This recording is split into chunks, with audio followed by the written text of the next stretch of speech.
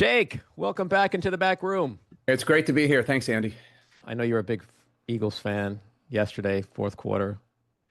Look, the truth is that all four of the Eagles' victories this season have been uh, not exactly blowouts. All of them have been close one way or another. And, they needed a come to Jesus moment or come to Moses moment, depending on their faith, I suppose. There's been some rusty stuff. And the our passing game is not what it needs to be, and we got out coached in the last Yeah. quarter without question. And it is what it is. I mean, I will also note that I think the Eagles last season started out 2-2 before they went on to like be so dominant and win the Super Bowl. But yeah, I mean, like I don't know one Eagles fan going into the season saying we're definitely going to make it to the Super Bowl. I mean, we all have our eyes opened about Yeah. what happened. Look, it's really tough to repeat. Yeah. Well, it could be worse. You could be a Jets fan. Some of my best friends, like this is literally true. Some of my best friends are Jets fans and from college. And I mean, right after college, when all of a sudden they had, disposable income, they had like season tickets, and it's been a long, long path with these friends. I feel bad for them. Yes, Yeah. it could always be worse. I'm not asking for, no, there's no Eagles fan asking for sympathy today. Yeah. But yeah, that was a rough game. And and most Jet fans are also Mets fans. So not been a good couple of weeks.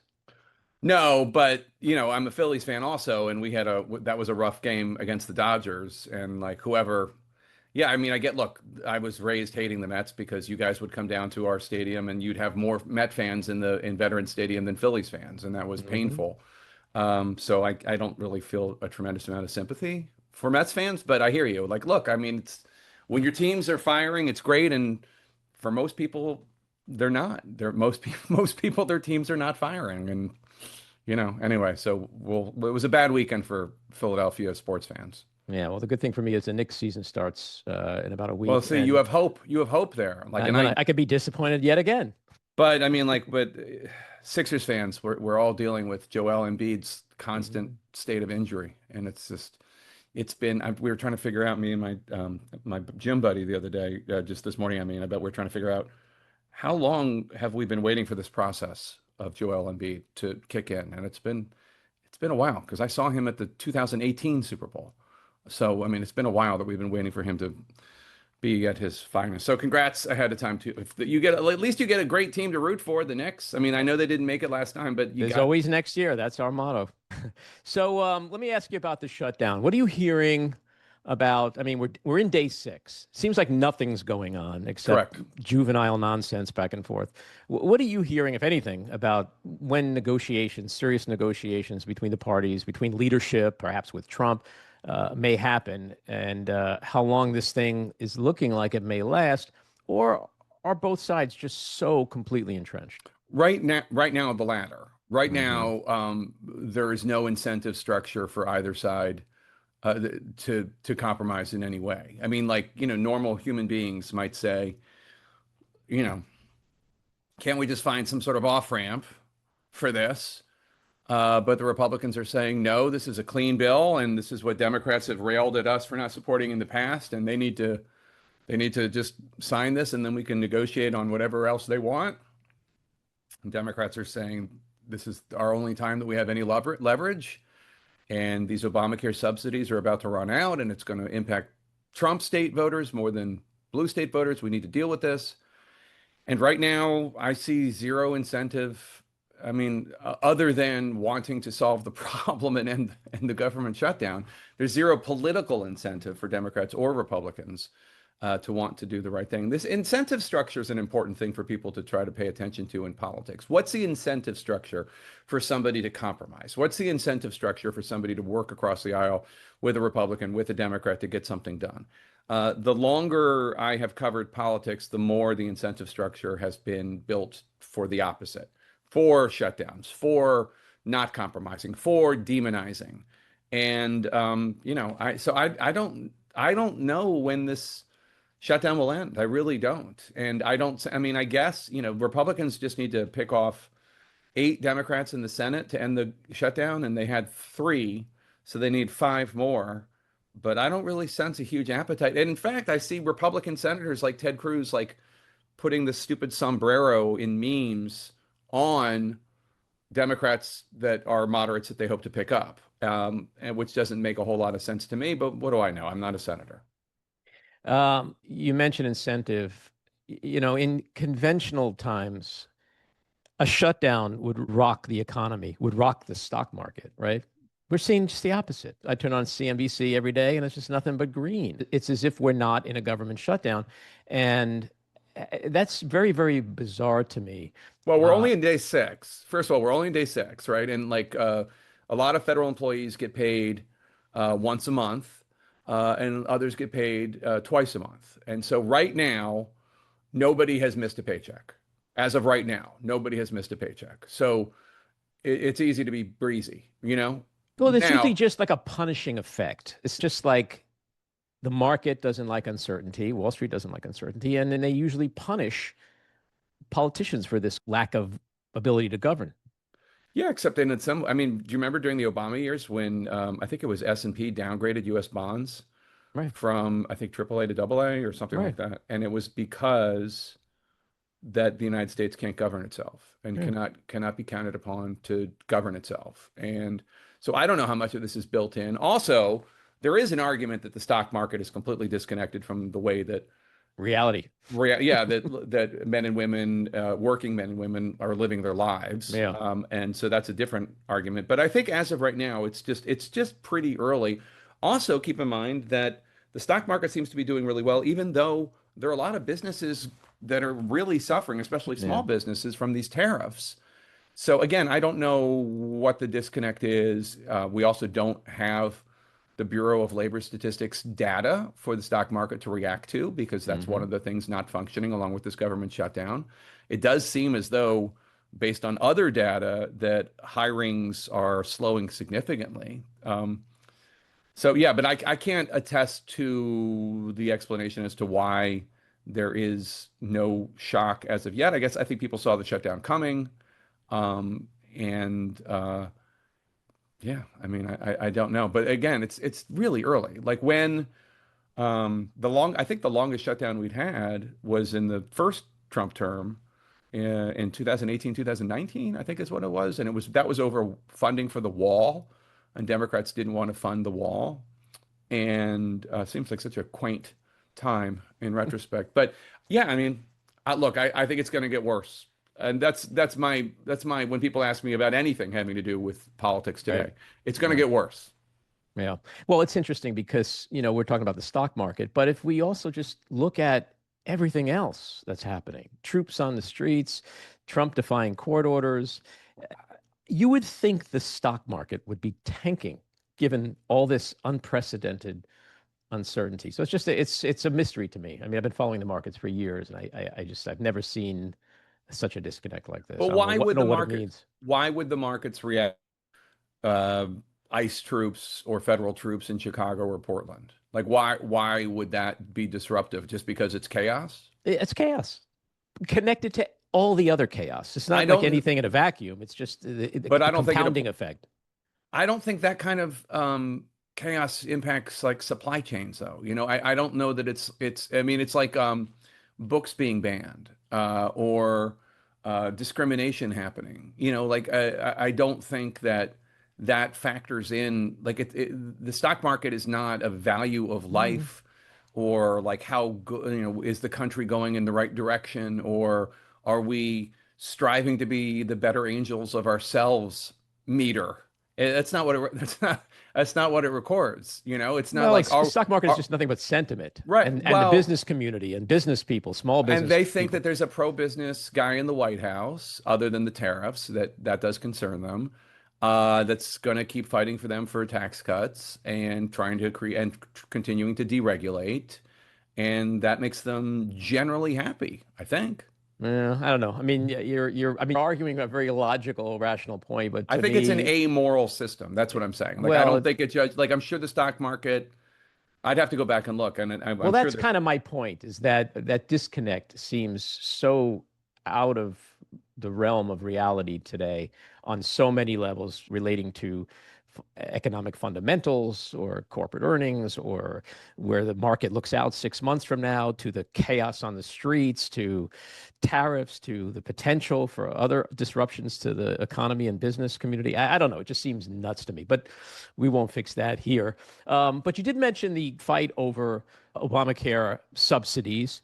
The Democrats also seem to be fighting for some kind of undoing of the huge Medicaid cuts that was in the big ugly bill. Yeah. They're trying to, yes, they're trying to reverse a lot of the Medicaid Yeah. cuts and or reductions in growth, whatever you want to call it, in the One Big Beautiful Bill Act. Yeah. And Republicans are claiming that this to them is all about undocumented immigrants getting free health care, which can we kind of put an end to that myth? It's not like it's as with so many of these things, there might be a nugget of truth underneath it all, but like it is true that one of the things Democrats are fighting for is for the reimbursement for emergency Medicaid services to hospitals be restored to the original baseline. And it is true that a lot of people who don't have health insurance use emergency rooms as hospitals, as their primary care physician. And a lot, not a lot, but a number of them are undocumented immigrants. So I mean, like it's in the realm of the neighborhood of based in fact, but it's not really an accurate argument. I mean, what they're trying to do is restore Medicaid funding to previous levels, and some of that might end up taking care of people who need healthcare who are not documented. That's true, but like obviously the overall argument is not what I would say completely in good faith. It's nor is the counter argument from Democrats when they say not one of these dollars is going to go to not blah blah. I mean, like that's not true either. I don't know why we can't just have adult conversations. If people I mean, it just look. When Obamacare, you're still hoping for that, are you? Well, I hope springs eternal. Look, when Democrats were trying to get Obamacare passed, one of the arguments they made that I accepted as the child of a doctor and a nurse was that if you have uninsured Americans, it's not that you're not paying for their health insurance. It's just that you are paying for the most expensive version of their health insurance, which is they hold off until they get very, very sick and then they go to an emergency room. And that's where it's the most expensive way to treat. And so theoretically, it is smarter, more humane, and also cheaper to insure people. I mean, that is a argument. And some of those people are undocumented immigrants. I mean, that's just a fact. And I don't know why we're pretending it's not true. It's very annoying. It's like being a parent and listening to your kids fight. And you're like, well, I mean, you're right a little bit on this and you're right a little bit on that, but like, I saw what happened. Can we just, and I'm not trying to both sides this, but there is the Republicans are not, by the way, the Republicans are not trying to change the law or the Supreme Court decision that made it that hospitals have to take care of people in the United States if they are seriously ill, regardless of their ability to pay. I mean, that's a law. Republicans are not seeking to undo that law. I mean, if they really don't want any dollars going to undocumented immigrants, you would have to change that law. You would have to, you know what I mean? I mean, like, they're not actually proposing that. So they're not actually trying, like, what they are fighting for with the One Big Beautiful Bill Act also provides Medicaid, emergency Medicaid, for undocumented immigrants. I mean, they both do. They both the Democratic version and the Republican version, just Democrats want to fund it more. It's all just so dishonest. It's not really about what the shutdown's about. The shutdown is about that Democrats I mean, there's a lot of stuff going on. One of them is the political incentive. Democratic voters want Democrats to fight. And two is these Obamacare subsidies that are set to expire and really do need to be dealt with. And Democrats don't feel like Republicans are actually going to support them in that effort. So that's what it's about. And Democrats are taking the risk, like, okay, we're going to shut down the government over this. That's what it's about. It's like you said before, it's about leverage, which they really have almost none of. None. And are using this as an opportunity. But I just want to push back a little on the Democrats are shutting down the government thing because... Well, they're not voting for a clean seal. I'm not... I'm not a Well, but politician. I'm not saying they're no, I shutting down. get that. But like Yeah. I could say like on behalf of Democrats, we vote for our politicians to go to Washington and vote our interests. That's Right. that And fight for your interests. fight Right. for your And interests, not fight for Trump's interests, not fight right. for Johnson's interests, not fight for Republicans' interests, fight for our interests. So I think journalists need to say that Democrats are doing this, and they say they're doing it to fight for these Obamacare subsidies. And I think they're doing their job, in they're my opening opinion. they're opening I'm not judging it one way or the other. Whatever. I mean, like I've covered enough of these things that like, you know, this happens now. This is a regular matter of course in our incredibly That's right. dysfunctional system. In this case, it is Democrats refusing to pass the clean continuing resolution to fund the government. And by the way, just for 7 more weeks. I'm not saying that they're right for doing it. I'm not saying they're wrong for doing it. My job is just to cover it. They're Right. doing it. This is why they say they're doing it. Republicans are coming up with this other thing, which is not completely grounded in fact, but it has this little nugget, and I'm here to explain what the nugget is, but it's also not really.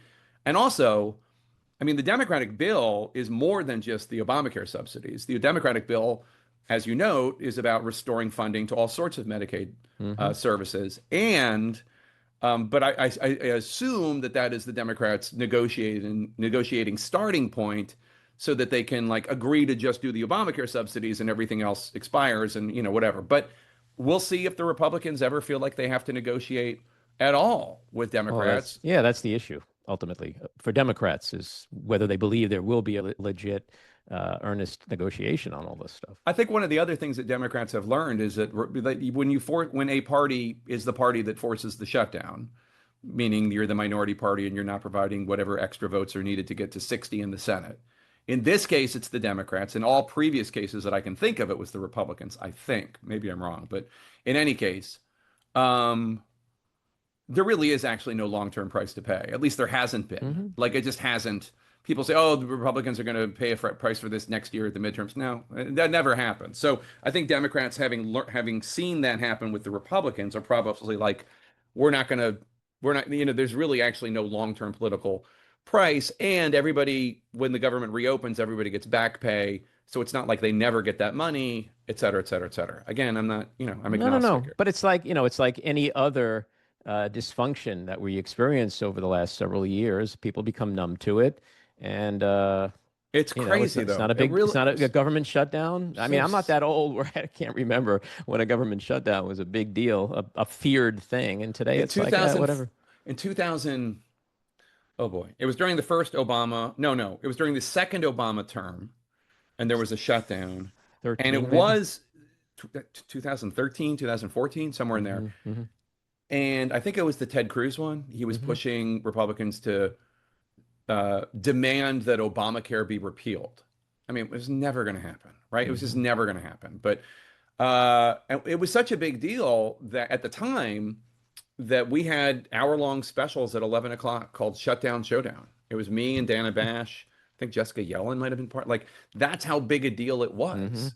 Shutdown, Showdown. I remember one night, and we would get the senators, they would pop in after dinner, so they'd be a little wind up, you know what I mean?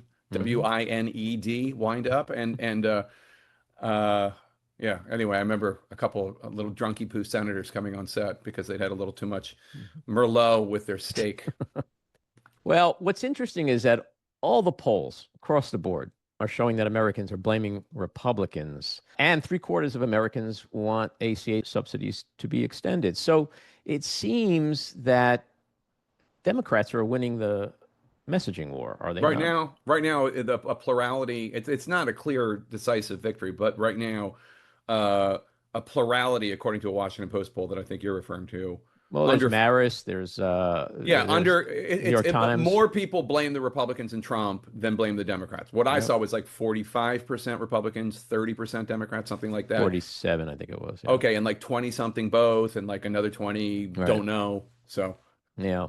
Well, you're right. We don't know where it's going to go. It'll be interesting, but it is kind of shocking just to I see just think how it's early. That's all. Yeah. Well, And then we start to see like we have not gotten the stories of the soldiers' wives who can't afford braces for Timmy because they That's haven't right. been, like that. I just know as a journalist, those are coming probably in a couple weeks. I mean, Yep. like, how this actually affects people.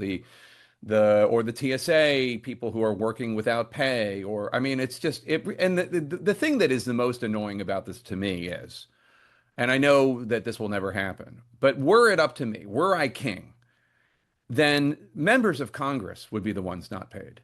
Members of the House and Senate would be the ones not paid, and Right. everybody else would be paid. That's what I mean. The notion that we're not paying our military is Yep. so offensive, and the fact that these senators who like a starting Senate salary for a senator is $174,000 a year. That's compared to the average American, that's nice. That's a good salary. Yep. All right, let's get to your book. Yes. It's called Race Against Terror: Chasing an Al-Qaeda Killer at the Dawn of the Forever War. So it's a nonfiction book. Well, it's out tomorrow. Let's get that out Yeah, there. it comes out tomorrow. October 7th. But you were telling me something before we got on, that there's a prosecutor who was let go. Michael Ben-Ari. Michael Mhm. Ben-Ari.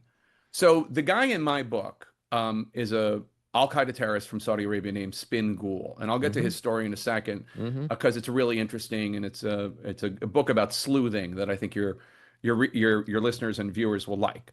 But beyond that, what you need to know is it is the story of the prosecution, the first ever prosecution of a foreign terrorist in a U.S. criminal court for killing service members in a battlefield. It had never happened before. It was like very controversial, 2011, 2012, 2013.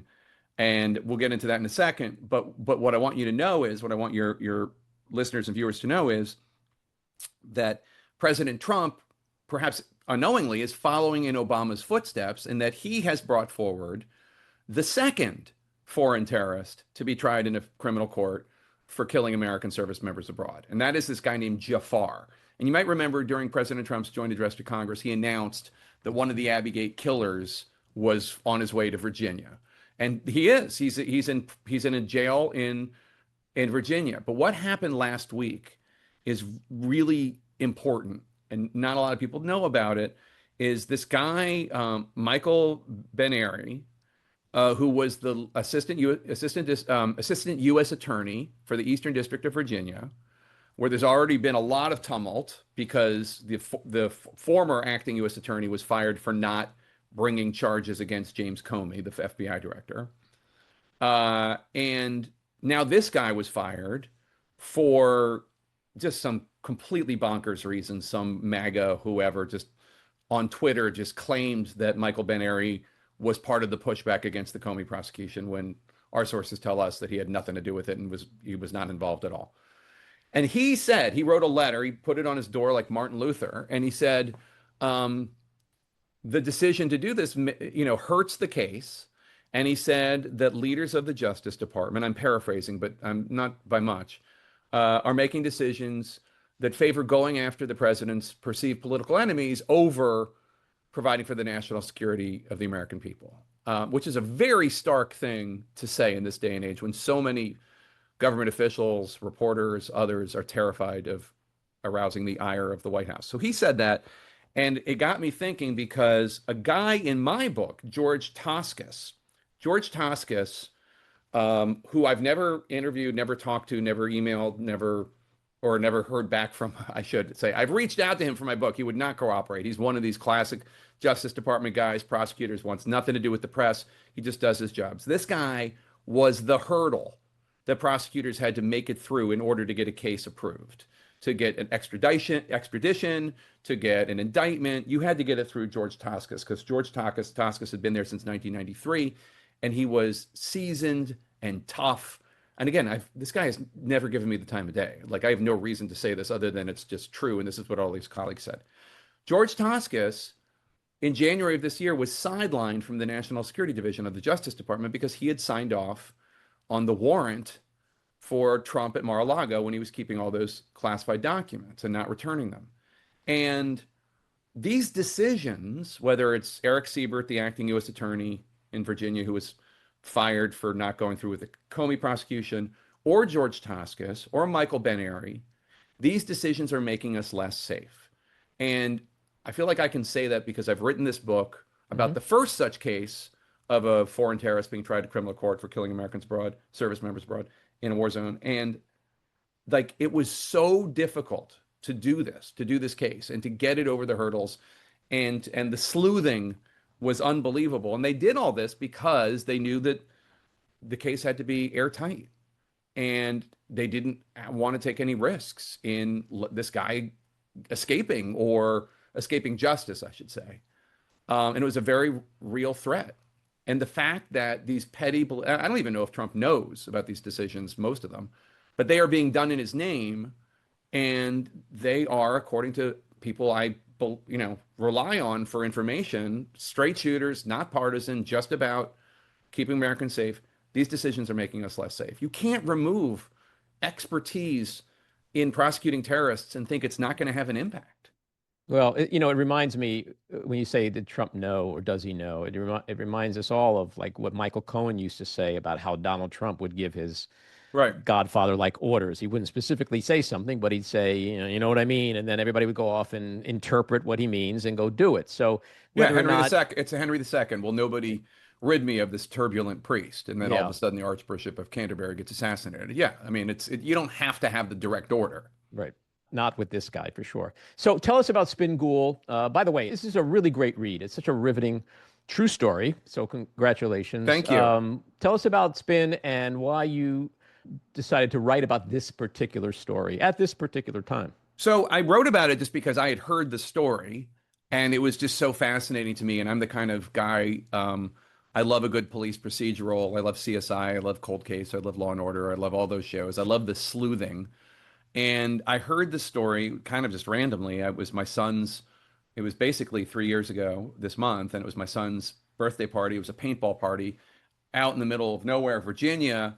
And because it was so far, I had pizza and drinks for the grown-ups so they could just like hang out for an hour and a half while the kids, killed each other in the woods. And one of the dads came up to me and said, "Oh, I know so and so from your last book, The Outpost, which was Mm. about Afghanistan." And I said, "Oh yeah, that book was really tough to write because the military keeps such shitty records and they don't share them with anybody." And he said, "Tell me about it." And then he tells me this story. He's an assistant U.S. attorney in Brooklyn. He gets a call one day from the FBI. The Italians have picked up this guy who claims he's Al Qaeda on a cruise ship during the Arab Spring. Berlusconi, the prime minister of Italy, has commandeered all these cruise ships to bring all these thousands of refugees from Tunisia and Libya from the southern Italian islands to the mainland. And this guy, Spin Ghoul, he asks for water. An Italian guard says, "Where do you have?" He has a bullet scar. "Where'd you get that?" "Oh, I got it fighting Americans in Afghanistan. I'm with Al Qaeda. I don't belong with these refugees. I'm Al Qaeda." Demands like a certain amount of respect. The Italians take him into custody. He confesses to everything. He tells them his life story. He's so proud of his life story. He's a little touched in the head because he's just been in a Libyan prison for 5 years. And he tells his whole story, and the Americans hear it in an Italian court. They can't believe it. It's just like they've heard of him. He's like a upper mid-level Al Qaeda operative. And he tells a story about ambushing Americans, killing Americans in Afghanistan, going to Nigeria, trying to blow up the U.S. embassy there. And the Italians are like, "Great, take him." And the Americans can't just take him because any first-year law student could get that case thrown out. Like he's just some lunatic. You have no evidence that he actually did any of this. You don't even know what battle it was. So the Americans then have to do this sleuthing first, like very short term, good enough to build a case to get an indictment so the Italians don't free him. Because the Italians are like, we're just going to stick him in a refugee camp. And everybody knows that's not secure. He'll just walk out, and he wants to kill as many Americans as possible. They have to act, or else this guy is going to kill Americans. So they have to prove this case. And the sleuthing of it is what the book's about. It's just like how they built this case, because that stuff was so interesting, and it wasn't in any of the coverage of the prosecution of him. And so that's the story of Spin Ghoul, and we get into like who the Americans were that he ambushed and how the prosecutors and the FBI agents proved the case against him. And I just thought it was a great yarn. So when David Bitcower, this dad of my son's friend Max, told me the story, I was like, "Has anybody written this story before? Like, it's incredible." And he said, "No, there was some, newspaper coverage when he was tried, but nothing about how we built the case." And so it was just so interesting to me. I just wanted to know more. And the more I learned, the more I was convinced this would be a good book. And it wasn't easy for Bitcower and the other prosecutor, Shreve Ariel, to get Spin to the U.S. to stand trial. Can you talk about some of the notable challenges they faced, in particular with the Italian government? Well, the Italian, okay, so first of all, the Italians at this point, 2011, 2012, are furious at the United States, as is much of Europe, for the global war on terror and the way the Bush administration had waged it with enhanced interrogation and extraordinary rendition and Gitmo. And the Italians will not turn him over if he's going to Gitmo. The Italians will not turn him over if he's going to a military tribunal. The Italians will not turn him over if he's going to be subject to the death penalty. So they're setting their own rules there. And the Italians at this point are so furious with the United States. There has just been a major case where they prosecuted in absentia a number of CIA operatives and U.S. military officers for kidnapping, in their view, for kidnapping an Egyptian cleric and and whisking him out of the country, what the U.S. at the time called extraordinary rendition. A guy who's now free, in I think back in Egypt. But in any case, the Italians, they didn't, so they were not fans of ours, and they don't look at, we don't look at the French government or the French people differently depending on whether it's Macron or Mitterrand that is the head of the French government, right? We just always kind of think of them as, yeah, like the politicians are different, but it's all France.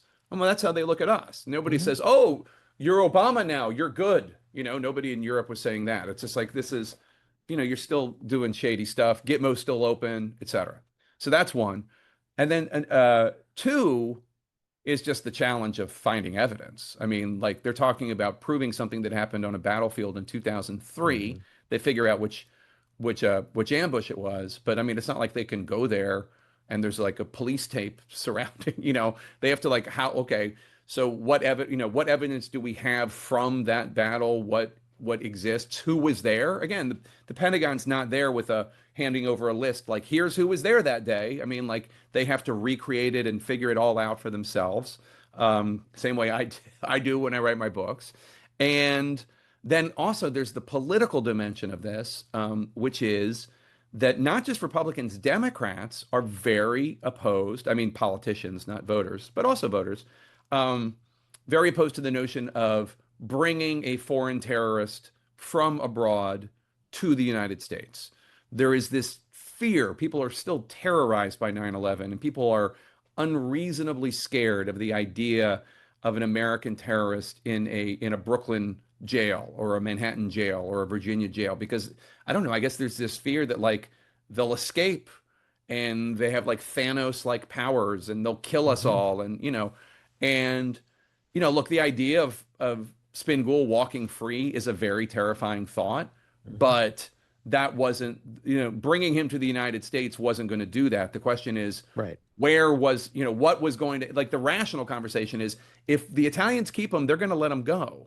We have to do something, and the only way to do something is to bring him to the United States. But there was a lot of resistance, and in fact, Congress passed a law saying in order to do that, there had to be, President Obama had to sign a special waiver just for Spingool, which happened.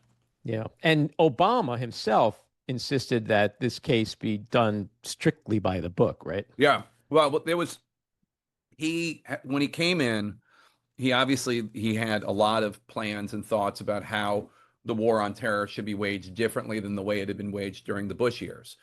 Some of that didn't happen, like Gitmo's still open today with a handful of terrorists still there. But he did stop CIA black sites as far as I know. He stopped extraordinary rendition, and he wanted to try everybody in a criminal court, but he came head to head with reality on that too, in that his plans to try the 9/11 mastermind, Khalid Sheikh Mohammed and others, in a criminal court in Manhattan never happened because there was so much resistance by Democrats and Republicans in Congress, Chuck Schumer too. And at the end of the day, like this was a very remarkable and unique case. There was so much effort that went into it to prove that this Al-Qaeda operative had killed Americans, and he was given the best defense that any American would be entitled to, and tried in Brooklyn. And and prosecuted. And it was just such a fascinating case. And were there things that in researching and writing the book that you uncovered and you were like, holy shit, that you were so surprised to learn? I'm always just one of the great honors and joys of covering a story like this is just learning about regular Americans, whether it's people who were related to the service members who were killed or wounded, or just the rank and file FBI agents, rank and file prosecutors who are just doing their job. The story is actually like at a time that there's so much confidence being lost in our government and the function of our government, our Justice Department, the FBI. The story is really a book about like how a functioning government can work. It's very successful what they do. But the stuff that surprised me would just be the individual stories Hmm. of of these either the service members or there was this incredible story. So one of the two guys that Spingool killed, or his ambush killed, was a guy named Jared Dennis, who was a Native American kid from Oklahoma, a town called Antlers, Oklahoma. And Jared Dennis's brother Renly, he followed the prosecution of Spingool very closely, obviously. He and his wife, he and his mom and his sister, and his dad went to the trial and all that.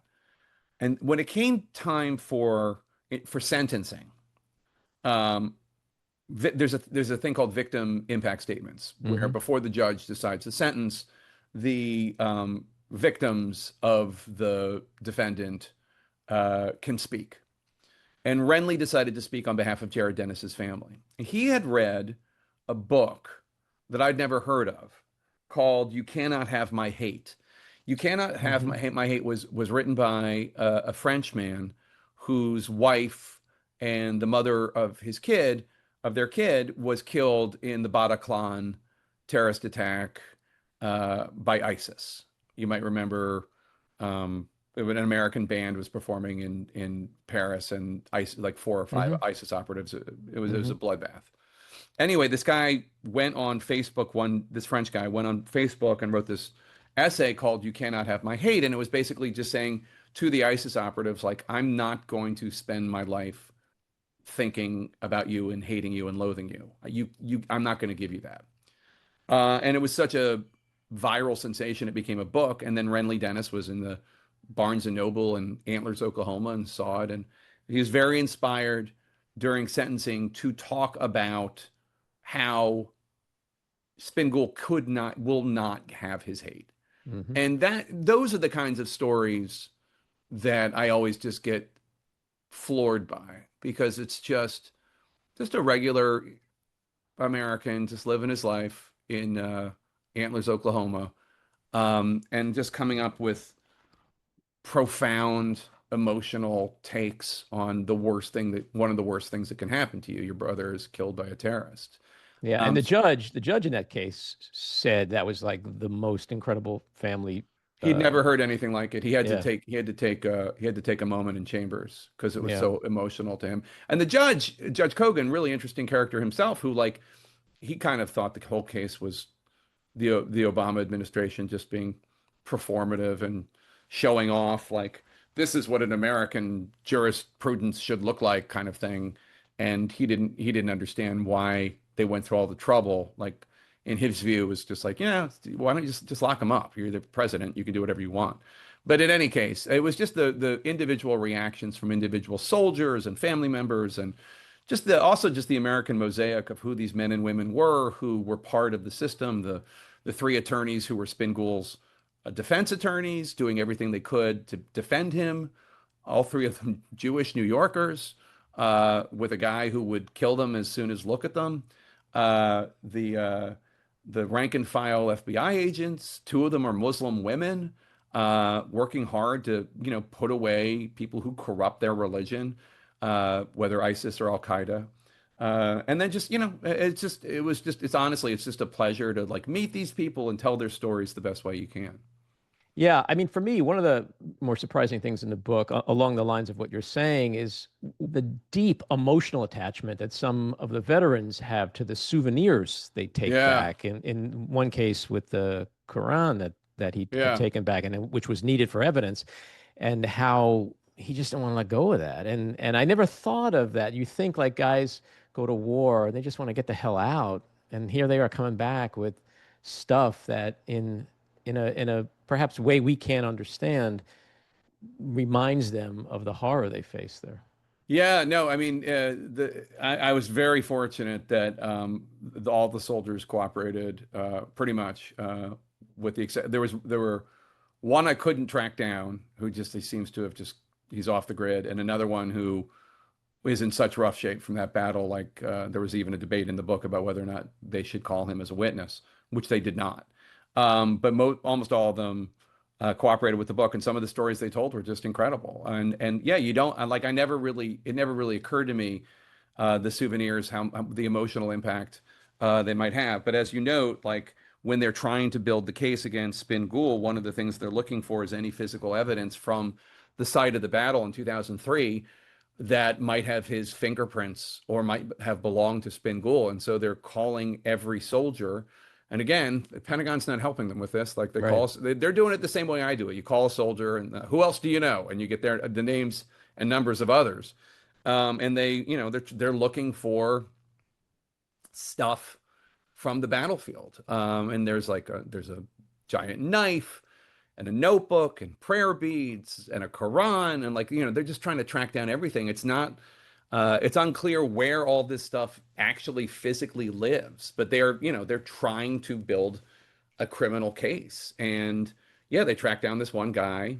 I think it's Dwayne McKnight out in California, and uh, he's like, they say, "Do you have this? Do you have these items?" And he says, "Yeah." And they said, "We need them." And you can't have them. Right. It's like, fuck you. Yeah, I'm not going to give them to you. And this is a guy who's like, he had souvenirs from like his ancestors from World War II, and one of his cousins, I think, had a Japanese Harry Carry knife. Just all sorts of stuff from generations that went to war. And he thought like, well, I want my grandkids uh, to have this stuff and like know that I was part of this war. And but when you're talking to an FBI agent, they're like, we need those. We'll give them back, I promise, but we need those. And it's not in the book, but they were good to their word. The Dwayne McKnight got the items back after the case was over. Race Against Terror. It's out tomorrow. Congrats. Good luck with it. And thanks for coming on and talking about it. Always a pleasure. Thanks so much, Andy. Continued success to you. All righty. Take care.